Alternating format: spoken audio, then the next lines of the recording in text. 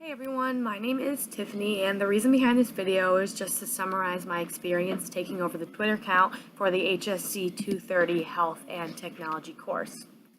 One of the main things I have learned that it is more than just typing a few tweets here and there. There's a lot more behind it.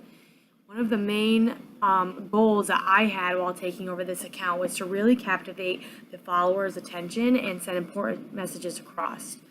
And I did just so by tweeting different articles, motivational tweets, and also creating different polls for followers to participate in.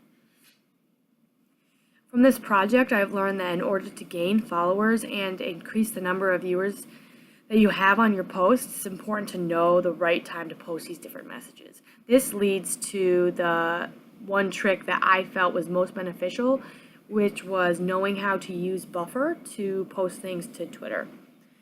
For example, you pick whatever account you want, you go to the Buffer website, and then you add those accounts, Facebook, Twitter, Pinterest, Instagram, whatever it may be, and then you pick specific times to post your messages. You add them to your queue.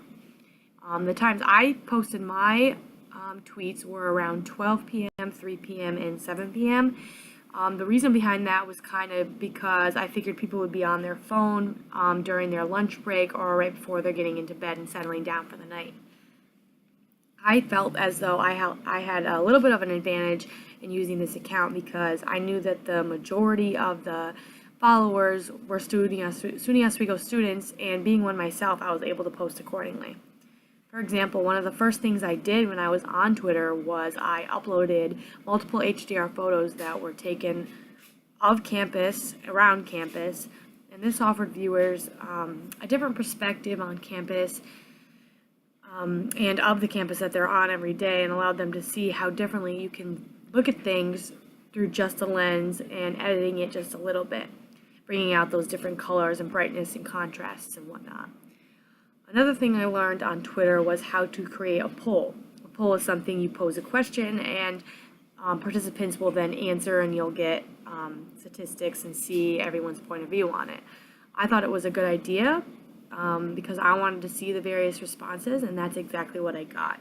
The poll that I asked was, what type of music do you listen to when you study, if you do?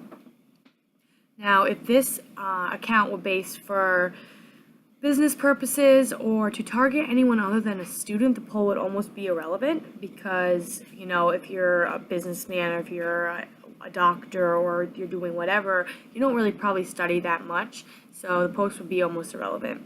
So by the end of the week, we gained a total of 9 followers and some type of reaction on each post, so I would say that it is successful.